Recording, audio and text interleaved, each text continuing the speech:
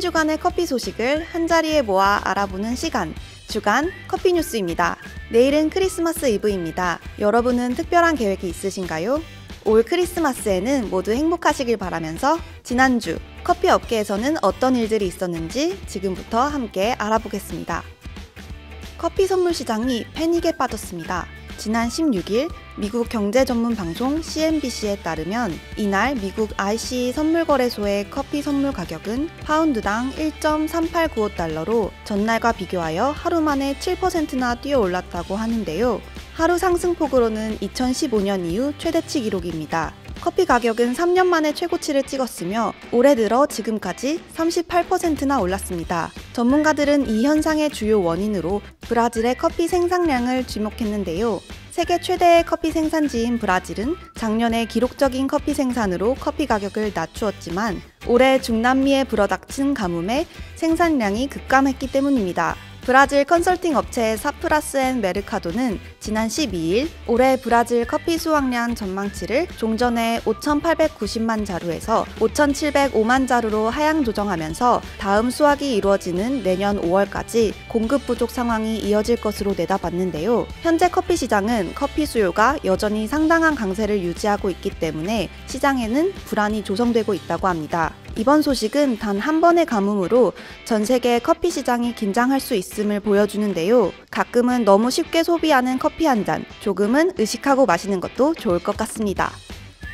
글로벌 도넛 체인 크리스피 크림을 보유하고 있는 독일계 투자회사 JAB 홀딩스가 자사 커피 브랜드 제이콥스 도우 에그버츠와 피츠커피를 합쳐 유럽 증시에 상장할 계획이라고 합니다. 이는 업계 1위인 네슬레를 따라잡기 위한 전략이라고 하는데요. 파이낸셜 타임즈는 2020년 유럽 증시에 예정된 상장 중 규모가 가장 큰 수준이라고 보도했는데요. JAB는 2012년 피츠커피를, 2013년에는 도우 에그버츠를, 2014년엔 당시 업계 2위였던 몬델레즈 커피를 인수하며 그동안 네슬레를 따라잡기 위해 끊임없이 노력해왔습니다.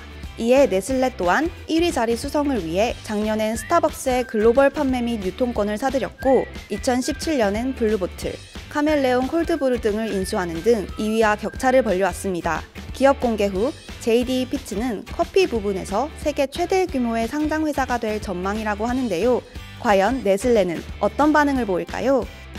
스타벅스의 스페셜티 커피인 리저브가 전년 대비 70% 이상 판매 성장을 거두며 올해 현재까지 누적 판매 600만 잔을 넘어섰다고 합니다. 스타벅스 리저브는 스페셜티 커피 서비스로 고객이 직접 원두와 추출 방식을 선택할 수 있어 취향에 맞게 커피를 즐길 수 있다는 특징을 가지는데요. 이러한 성장의 배경으로는 지속적으로 확대되는 고객들의 스페셜티 커피 경험이 있다는 분석이 있습니다.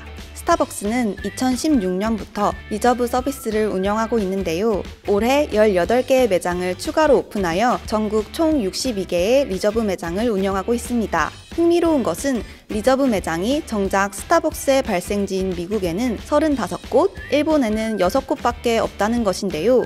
한 매체에서는 이를 국내 스페셜티 커피에 대한 고객의 수요가 높기 때문이라고 보고 있습니다. 구독자 여러분의 생각은 어떠신가요? 올 초 코카콜라에서 출시한 커피콜라 소식을 전해드렸는데요. 코카콜라의 영원한 라이벌 펩시에서도 커피콜라를 출시한다는 소식입니다. 지난 12일 펩시콜라가 내년 4월 펩시카페를 발매하겠다고 발표했는데요. 펩시카페는 오리지널과 바닐라 두 가지 제품으로 출시될 예정이며 일반 펩시콜라에 비해 카페인 함량을 2배 가까이 높였다고 합니다. 토드 캐플런 마케팅 담당 부회장은 오늘날 소비자들이 오후의 나른한 시간대에 에너지 증가와 기분 전환을 위한 음료를 원하고 있다는 사실을 잘 알고 있다며 이에 따라 펩시콜라는 이미 수년 전부터 콜라와 커피를 블렌딩한 제품의 가능성을 주시해왔다고 밝혔는데요. 사실 펩시가 콜라와 커피의 블렌딩 음료를 선보인 것은 이번이 처음이 아닙니다.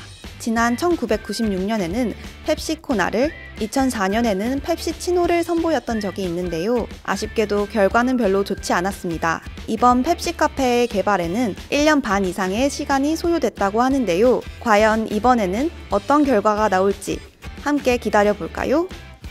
이번 주 주간 커피 뉴스는 여기까지입니다.